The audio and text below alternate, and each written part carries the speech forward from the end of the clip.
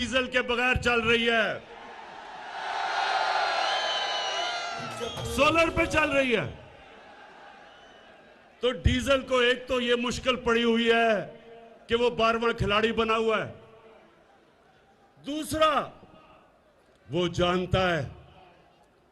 जानता है कि पख्तूनख्वा में क्या हुआ था। जब तहरीक इंसाफ ने 5 साल पूरे किए तब पख्तूनख्वा के अंदर बामुकाबला सारे सूबों के सबसे तेजी से गुर्बत पख्तूनख्वा में तहरीक इंसाफ के दौर में कम हुई थी। तो ये डरा हुआ है, और ये मैं नहीं कह रहा, ये यूएनडीपी उन्होंने किताब में सर्वे करके बताया है कि 2013 से 2018 में पख्तूनख्वा में सबसे तेजी से गुर्बत कम हुई थी। अमीर गरीब में फासला सबसे कम हुआ था। तो इसलिए मंडी भावदीन ये सब डरे हुए हैं। ये चोर, ये डाकू, और डाकू, ये सुन ले जरा बात, ये इमरान खान नहीं कह रहा ये डाकू है। 20 साल से एक दूसरे को ये डाकू कह रहे हैं।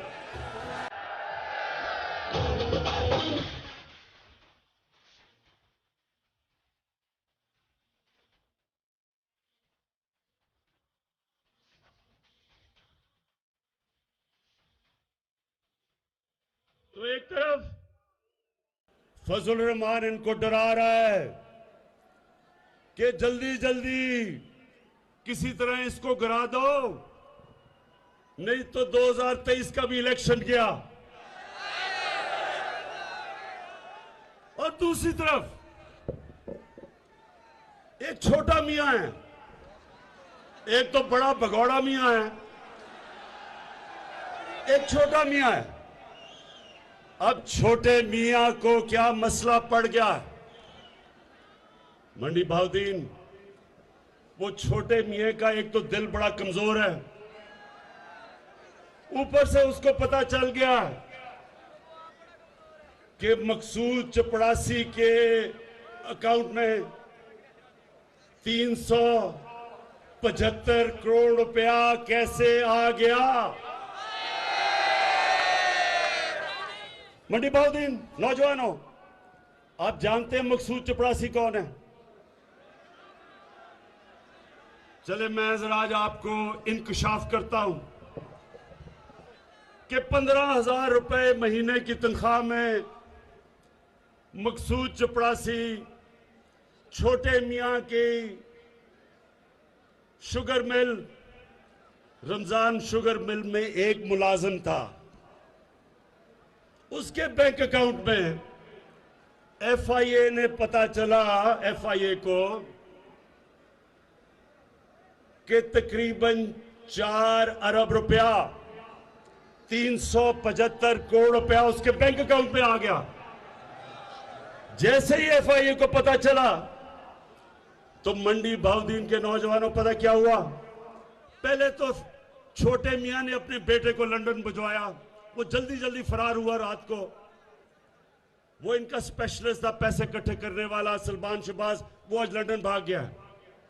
फिर मकसूद चपड़ासी को जल्दी से बाहर भिजवाया। जब नून लीग का दौर था तो अपने दामाद को छोटे मियां ने बाहर भिजवा दिया। हमारे दौर में नहीं, अपने नून लीग के दौर में बाहर भिजवाया। जब पता चला कि उसको सरकारी गवर्नमेंट के ऑफिस से किराया मिल रहा था, गवर्नमेंट के अदारे से, जबकि बिल्डिंग ही नहीं बनी थी, उसको बाहर भिजवाया। उससे पहले भगौड़े मियां का 2 बेटे नून लीग के दौर में बाहर भिजवा दिए। और आए सागदार को, मुंशी को कौन भूलेगा? उसको ये खाकान अब्बासी जब प्राइम मिनिस्टर था, अवाम के टैक्स के खर्चे पे अपने जहाज में इसने उसको बाहर भिजवाया। अब नौजवानों, मुझे ये बताओ कि अगर आपने चोरी नहीं की तो आपको डर किस चीज का है? पाकिस्तान की, हाँ, इमरान खान से डर है।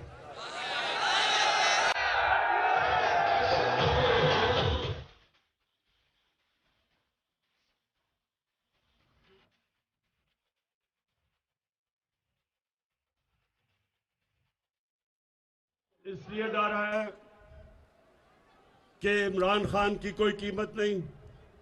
जनरल मुशर्रफ की तरह उसने आपको एनआरओ नहीं देना। केसेस आपके पुराने हैं, एनआरओ मेरे से मांग रहे हो, जिस तरह जनरल मुशर्रफ से लिया था हुदैबा पेपर मिल का।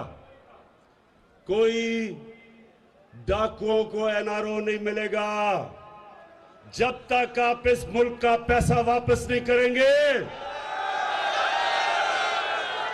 जब तक, ये सुन लो, जब तक, मैं अपनी कौम के सामने वादा कर रहा हूं, जब तक मैं जिंदा हूं, मैं इनका पीछा नहीं छोड़ूंगा जब तक कौम का पैसा नहीं ये वापस करेंगे।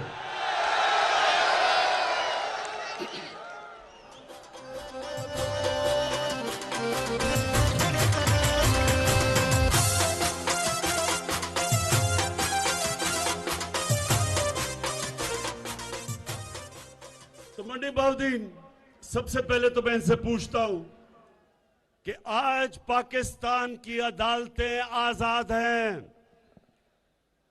ये नहीं कि शहबाज शरीफ टेलीफोन करता है कि जस्टिस कयूम 3 साल नहीं 5 साल की सजा दो, ये अब नहीं होता। सुप्रीम कोर्ट के ऊपर डंडे से चीफ जस्टिस के ऊपर अब हमला नहीं कोई करता। हम अदालतों की इज्जत करते हैं। उसको पहले जस्टिस सजाद अली को डंडों से अदालतों से भगाया क्योंकि वो करप्शन का केस सुन रहा था, और फिर ब्रीफ केस चले, कोयटा के बेंच को खरीदा गया, और अब मरियम साहिबा कहती है मेरे पास टेपे हैं। जितना दूजियां जमाता फिर बड़ा पिटना, जितना वही इमरान खान जितना दूजियां जमाता फिर बड़ा पिटना। जित जावे साडी तहरीक अज मेरा जी करदा है, इमरान खान दे जलसे च अज मेरा नचने। कभी नौजवानों, कभी आपने सुना है कि सियासतदान टेपे रखते हैं और टेपों से ब्लैकमेल करते हैं जजों को? पहले वो अरशद मलिक जज था, उसके ऊपर जी हम टेप हमारे पास है। फिर पुराने चीफ जस्टिस के ऊपर एक टेप बनाई गई, एक फेक टेप बनाई गई अपने केस से बचने के लिए। ये पॉलिटिशियन नहीं करते, ये माफिया करता है, और इस माफिया का मेरी कौम ने मुकाबला करना है। आपने मेरे साथ मिलना है, मेरे पे छोड़े। मैंने इनका आपको बता दिया, जब तक जिंदा हूं इन चोरों का मैं मुकाबला करूंगा। अच्छा जी, अब ये जल्दी क्या है? अदमे एतमाद वोट के लिए डीजल का तो हमें पता चल गया, जल्दी क्या है? शहबाज शरीफ को मकसूद चपड़ासी की मुश्किल पड़ गई है। उसे पता है कि जब भी ये केस सुना गया तो इससे तो वह बच सकता नहीं है। अगर हर जगह जी मैं बेकसूर हूं, अगर धेले की भी करप्शन साबित हो जाए तो मैं ये कर दूंगा, नाम बदल दूंगा। शहबाज शरीफ, अगर तुम बेकसूर हो, क्यों टाइम लेते हो अदालतों से? कहो डे टू डे हियरिंग करो, हर रोज मेरा केस सुनो। जब मेरे ऊपर आपने सुप्रीम कोर्ट में केस किया था, क्या मैं बाहर भाग गया था? मैंने वहां खड़े होकर सुप्रीम कोर्ट में साबित किया कि मैं सादिक और अमीन हूं। एक एक जो दस्तावेजात सुप्रीम कोर्ट ने मेरे से मांगे मैंने दिए। मैं तो कहीं नहीं भागा, मैंने तो डेटे नहीं ली, मैंने तो बल्कि सुप्रीम कोर्ट को आज जल्दी केस सुनो। तो शहबाज शरीफ क्यों भाग रहे हो? आजाद अदालतें हैं। वो बेटे क्यों बाहर भगवाया हुआ है? वो भगौड़े मियां के दो बेटे क्यों बाहर भागे हुए हैं? और मरियम बीबी, आप भी ये सिर्फ बता दें कि 80 करोड़ रुपया आपका चौधरी शुगर मिल में आपके पास जिस आदमी से, वो दुबई के आदमी से कहा भेजा, उसने कहा मैंने कोई पैसा नहीं भेजा। इसका मतलब कि वो भी डरी हुई हैं केस से, वो भी डरा रही हैं जजेस को। तो अदम एतमाद ये इसलिए चाहते हैं कि जल्दी जल्दी ये हुकूमत जाए और हम फिर से किसी तरह बचे जिस तरह मुशर्रफ के दौर में बचे थे। तो शरीफ खानदान, मेरा आज पैगाम है आपको, आप जो भी करेंगे हम हर चीज के लिए तैयार हैं। जो भी आपका प्लान है, कप्तान उस प्लान के लिए तैयार बैठा है।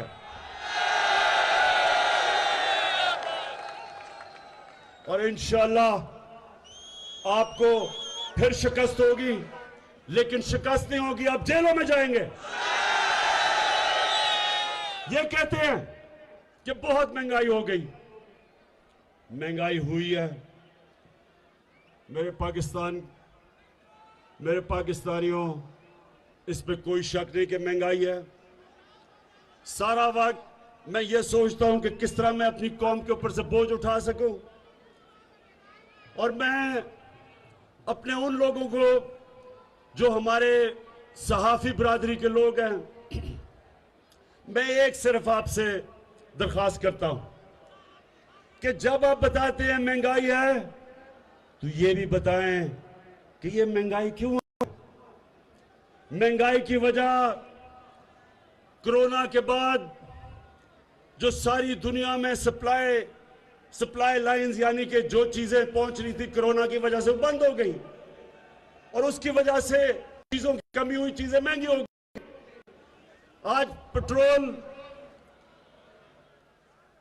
चंद भी 8-9 महीने पहले $40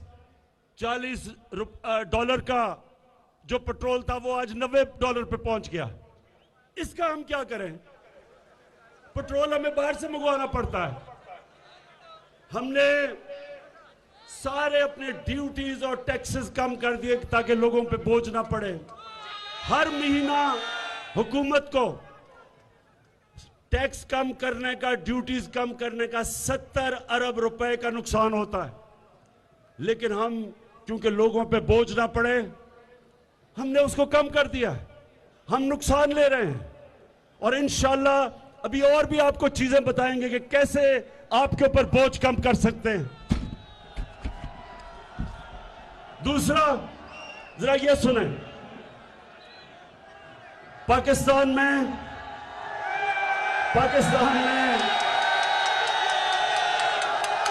पीपल्स पार्टी के दौर में इससे ज्यादा महंगाई थी। नून लीग के पहले साल में इससे ज्यादा महंगाई थी, लेकिन अमेरिका में 40 साल के बाद सबसे ज्यादा महंगाई आज अमेरिका में। बर्तानिया में 30 साल के बाद सबसे ज्यादा महंगाई है। जर्मनी में 26 साल के बाद आज सबसे ज्यादा महंगाई है। तुर्की में 20 साल के बाद सबसे ज्यादा महंगाई है। और ये अगर आप अपने मोबाइल फोन के ऊपर गूगल करें, आपको पता चल जाएगा कि मैं सच बोल रहा हूं। हमारी बदकिस्मती है कि दुनिया में सारी चीजें जो हम बाहर से मंगवाते हैं, तेल, पेट्रोल, गैस, कोयला, घी, ये सब दुगने से ज्यादा महंगे हो गए हैं। तो इसलिए मुझे एहसास है कि महंगाई है, लेकिन मैं आपसे आज वादा कर रहा हूं कि हमारी पूरी कोशिश है कि किसी ना किसी तरह आपके ऊपर बोझ कम करें, और आप देखेंगे हम कदम उठाते जाएंगे तो आपके ऊपर बोझ ना आए। लेकिन मुझे फख्र है कि आज पाकिस्तान में हमारा मुल्क सही रास्ते पर निकल चुका है। रिकॉर्ड एक्सपोर्ट्स है हमारी। इसका मतलब कभी इतना ज्यादा पैसा पाकिस्तान में नहीं आ रहा था जो आज है। हमारी टैक्स कलेक्शन रिकॉर्ड है। कभी इतनी ज्यादा आमदनी नहीं थी जो आज है। जो हमारे बैरून मुल्क पाकिस्तानी हैं, कभी इतना ज्यादा पैसा पाकिस्तान में नहीं भेजा जो आज उन्होंने भेजा है। और मंडी बहाउद्दीन तो ऐसी जगह है, यहां से बहुत ज्यादा लोग बाहर काम करने गए हुए हैं। मैं हमेशा ये समझता हूं कि बैरून मुल्क पाकिस्तानी हमारा सबसे बड़ा असासा है और उनको हमने अब वोट देने का हक दे दिया है। अब पहली दफा बैरून मुल्क पाकिस्तानी वोट देंगे पाकिस्तान में। और उसके बाद कभी भी ज़राअत के अंदर इतना ज्यादा पैसा नहीं आया जो आज आ रहा है। कभी किसान को वो कीमतें नहीं मिली जो अब मिल रही हैं। शुगर, जब शुगर मिल के बाहर किसान खड़े होते थे, जिस रेट पे वो गन्ना बेचते थे वो कटौती करते थे, एक एक साल पैसा नहीं मिलता था। हमारी हुकूमत ने कानून पास करके आज जो भी किसान गन्ना बेचता है उसको कीमत मिलती है और पैसा मिलता है और साल इंतजार नहीं करना पड़ता। ये वो हुकूमत है जो अपने किसानों के साथ खड़ी है और मुसलसल मदद कर रहे हैं हम अपने किसानों की कि ज्यादा से ज्यादा कीमत हमारे किसानों को मिले। जब किसान खुशहाल होता है, मुल्क खुशहाल हो जाता है। उसके अलावा मंडी बहाउद्दीन के लोगों, पहली दफा आपकी पाकिस्तान में एक आजाद फॉरेन पॉलिसी बनी है। इसका क्या मतलब है कि किसी अब दूसरे मुल्क से पाकिस्तान डिक्टेशन नहीं लेता। पिछले दौरों में पाकिस्तान में ड्रोन अटैक होते थे। जो हमारा मुल्क, हमारा एलाई था, वही हमारे मुल्क पे बमबारी करता था और हमारे हुक्मरान चुप करके तमाशा देखते थे। क्यों देखते थे? नौजवानों, ये क्यों नहीं बोलते थे जब हमारे मुल्क पे बमबारी होती थी? क्योंकि इनकी दौलत, इनके पैसे, इनकी बिजनेस पाकिस्तान से बाहर पड़ी थी। ये उनके गुलाम थे और गुलाम हैं। अगर मेरे भी पैसे चोरी करके मैं बाहर भेज दूं, आज मैं भी ना बोल सकूं। अब मैं आज भी एक सुपर पावर को ये ना कहूं कि मैं तुम्हें बेच नहीं दूंगा, या ड्रोन अटैक हमारे दौर में क्यों नहीं होते?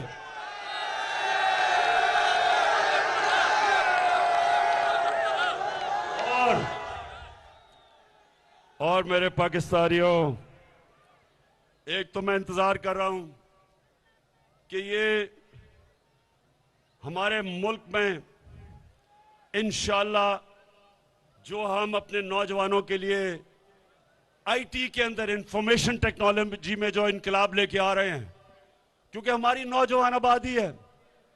पहली दफा पाकिस्तान में 70% इंफॉर्मेशन टेक्नोलॉजी, आईटी के एक्सपोर्ट्स बढ़ी हैं और इसके ऊपर हम पूरा जोर लगा रहे हैं। नौजवानों, इंशाअल्लाह जो रोजगार इससे मिलेगा। फिर हम 2 प्रोग्राम लेके आ रहे हैं आपके लिए कामयाब पाकिस्तान में। सूद के बगैर कर्जे अपने नौजवानों के लिए लेके आ रहे हैं ताकि खुद अपने लिए नौकरियां ढूंढ सके। और सबसे बड़ी बात, मंडी बहाउद्दीन के लोगों, ये कभी पाकिस्तान की तारीख में नहीं हुआ कि पहली दफा पाकिस्तान में हर खानदान को 10 लाख रुपए की हेल्थ इंश्योरेंस लेके आ रहे हैं। एक गरीब घर में जब एक बीमारी आती है, पैसा होता नहीं लोगों खानदान के पास, कर्जे ले लेते हैं इलाज करवाने के लिए। लोग गुर्बत की लकीर के नीचे चले जाते हैं जब कोई बुरी बीमारी एक गरीब घराने में होती है। लेकिन आपके लिए अब 10 लाख रुपए का हेल्थ कार्ड है। किसी भी अस्पताल में जाके, गवर्नमेंट हॉस्पिटल नहीं, अच्छे से अस्पताल में जाके अपना इलाज करवा सकते हैं 10 लाख रुपए तक। ये पहले क्यों नहीं हुआ? नौजवानों, ये पहले क्यों नहीं हुआ? क्योंकि जब ये दो बड़े खानदानों को खांसी भी होती थी, ये लंदन चले जाते थे, चेकअप के लिए लंदन चले जाते थे। इनको क्या पता कि यहां लोगों की किन किस्म की मुश्किलों का ही अवाम सामना करता था। तो इंशाअल्लाह ये शुरुआत है। हमने पाकिस्तान को एक फलाई रियासत बनाना है, जिसके लिए यह मुल्क बना था, इस्लामी फलाई रियासत। और उसके सफर में सबसे बड़ा कदम जो हमने उठाया है वो है हेल्थ इंश्योरेंस, सेहत कार्ड का। तो इसका आहिस्ता आहिस्ता आपको पता चलेगा कि अमीर तरीन मुल्कों में भी हर खानदान के पास हेल्थ इंश्योरेंस नहीं, जो इंशाअल्लाह ये मार्च तक सारे पंजाब के अंदर आ जाएगी। इसके लिए भी उस्मान बुज़दार, मैं आपको खराज तहसीन पेश करता हूं। 400 अरब रुपया, कभी किसी ने सोचा भी नहीं कि 400 अरब रुपया आपने मुख्तस किया है अपनी सारी अवाम को हेल्थ इंश्योरेंस देने का, हर खानदान को। इसका तो आपको अल्लाह भी सवाब देगा। और आखिर में अपने पाकिस्तानियों को मैं अपनी आखिर में ये बात करना चाहता हूं, और ये बड़ा गौर से आपने मेरी बात सुननी है।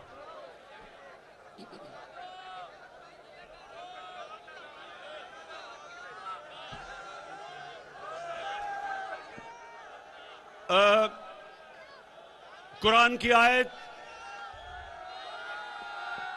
मेरे नौजवानों, कुरान की आयत है, अमर बिल मारूफ व नही अनिल मुनकर। इसका क्या मतलब है? जब मदीना की रियासत बनी तो याद रखें वो 2 असूलों के ऊपर खड़ी हुई।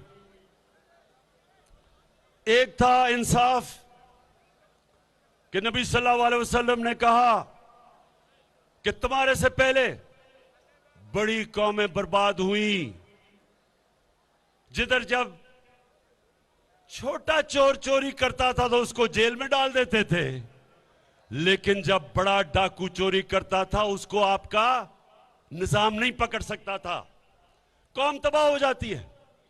तो एक वो उसूल था, इंसाफ के ऊपर एक कौम खड़ी हुई। मदीना की रियासत, उसकी बुनियाद इंसाफ पर रखी गई। और दूसरा अमर बिल मारूफ।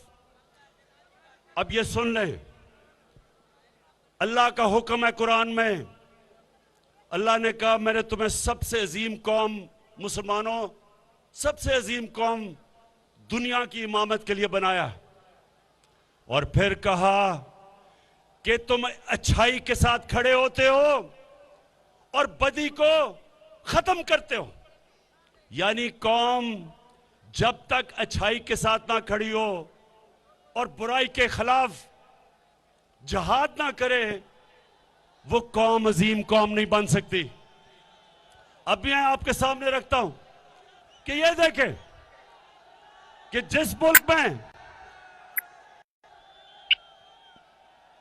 एक लीडर, जो अपने आप को लीडर कहता है, अगर चोरी का पैसा छुपाने के लिए मकसूद चपरासी के पास 4.25 अरब रुपया रखता है और उसको बजाय कौम उसको जेलों में डाले, वो उसके ऊपर उसको लीडर समझती है, उसको तकरीरें करवाती है, वो कौम आगे नहीं बढ़ सकती। मौलाना रूमी ने भी ये कहा कि कौम तब तबाह होती है अच्छे बुरे की तमीज जब खत्म हो जाती है।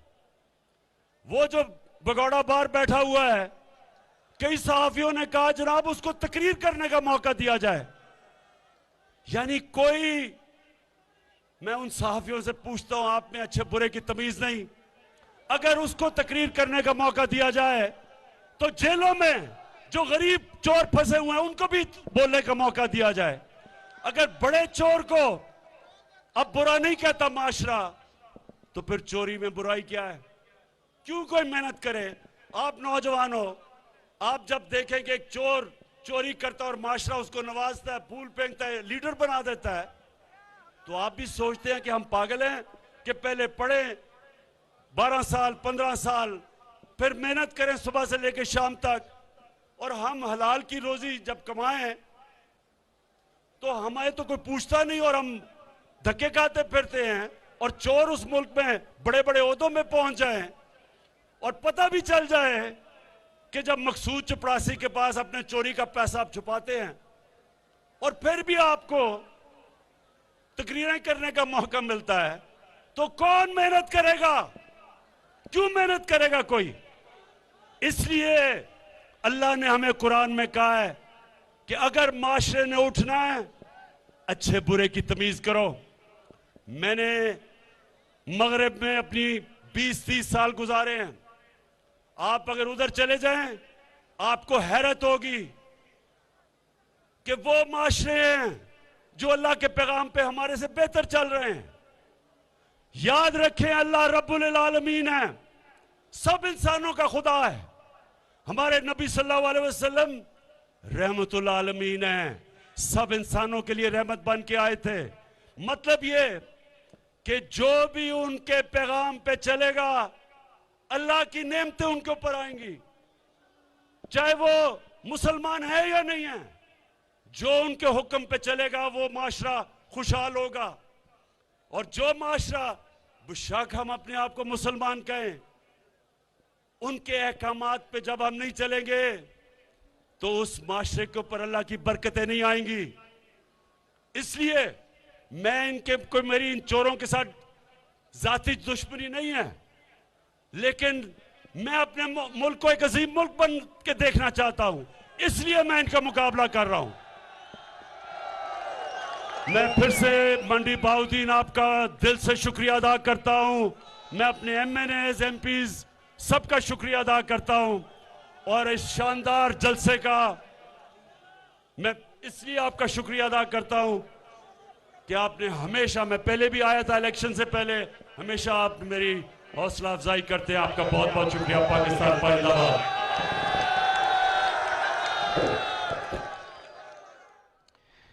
पहली बार असेंबली डीजल के बगैर चल रही है। नवाज शरीफ बीमारी के बहाने झूठ बोलकर बाहर गया। अपोजिशन डाकुओं का टोला है जो डरा हुआ है। जब तक कौम का पैसा वापस नहीं करेंगे, इनको नहीं छोड़ेंगे। अदालतों का एहतराम करते हैं। माजी के वतीरे और अदलिया पर हमले अब नहीं होते। अदालतें आज़ाद हैं। बताएं कि मकसूद चपरासी के अकाउंट में इतना पैसा कहां से और क्यों आया। महंगाई का अदराक है, लेकिन इसकी वजूहात आलमी मार्केट में कोरोना के बाद पैदा होने वाली सूरत हाल और अजनास की कीमतों में इजाफा है। हम बहुत सारी अजनास जो हैं वो दरामद करते हैं, जिसके दरामदी असरात जो हैं वो महंगाई की वजूहात में शामिल हैं। मुल्क की मईशत के इस्तेहकाम में कोशा हैं। बैरून मुल्क मुकीम पाकिस्तानी हमारा असासा हैं। तरसीलात ज़र, बरामदात, ज़री अजनास की पैदावार में नुमायां इजाफा हुआ है। पहली बार आज़ाद खारजा पॉलिसी तश्कील दी गई है। नौजवानों के लिए बिला सूद कर्जे फराहम कर रहे हैं। हर ख़ानदान के लिए 10 लाख रुपए की हेल्थ इंश्योरेंस जो है वो फराहम की जा रही है, ताकि गरीब आदमी का मयार ज़िंदगी बुलंद किया जा सके और उनसे सेहत की सहूलतें फराहम की जा सकें। वज़ीर आज़म इमरान खान का मज़ीद कहना था कि मुल्क व कौम की बेहतरी के हवाले से तमाम वसाइल बरूए कार लाए जाएंगे और अपोजिशन को, मुल्क लूटने वालों को, बिलखुसूस जिन्होंने करप्शन की है, उनको किसी सूरत नहीं छोड़ा जाएगा। इनको इमरान खान का डर है, ये जानते हैं कि इमरान खान इनको नहीं छोड़ेंगे।